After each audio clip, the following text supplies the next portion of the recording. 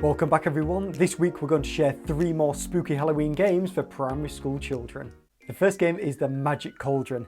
The potion's almost ready, and as day turns to night, we only need 3 more ingredients. The frog, the pumpkin and the elixir.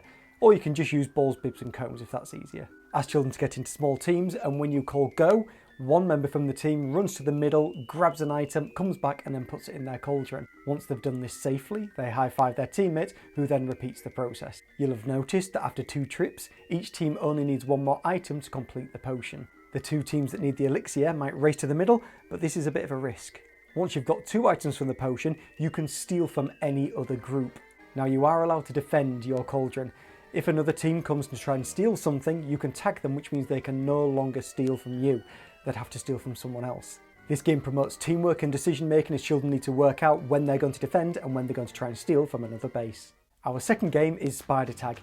Here you're going to set up a large circular area, it's better than a square because there's nowhere to hide, and ask 2 of the children to be spiders. If a spider moves across and tags somebody, then they become a spider as well. This is going to be tricky because spiders must have their hands and feet touching the floor with their stomach facing upwards. Spiders are therefore going to move much more slowly around the area, which makes it easy for everybody else to outrun them. So as a spider, how are you going to catch the rest of the members of the class? Ensure that you allow spiders time to come up with a plan as they begin to sharpen their tactics, understand the game and collaborate more effectively. One simple tactic that they might employ is to try and surround and catch one of their classmates. This is much easier than going at it alone. You can also arm the spiders with a bib, which serves as a web. If they manage to throw and catch one of the other children, then they become a spider as well. This game has heaps of physical and social skills and is one of my favourites. And our final game is the Witch Hunt. Here you're going to split the class in half. Half the class are going to stand inside a large circle, half the class are going to be outside armed with soft balls. When the game begins, children on the outside aim to throw a ball so it hits one of the witches in the middle, somewhere between the shoulder and the toe. If the ball misses, the ball simply travels to the other side and a teammate can collect it. As the witches spread out and move around the area, there will be opportunities whereby the witches are closer to you.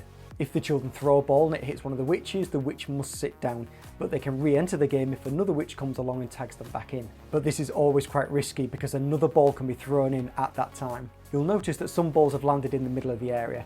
The children from the outside can go and collect one of these balls, but they can't throw them again until they've left the area. To spice the game up even further, add even more balls for the children to use. You can adapt this game by changing the size of the area or asking children to use specific throws, such as overarm, underarm, chest pass, etc. And here are 3 quick tips to help your teaching go even further.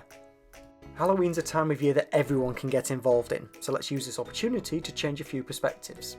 Some children don't enjoy physical education yet, but some fun-filled games might change their opinion. When playing these games, put a pause on the competitive side of things.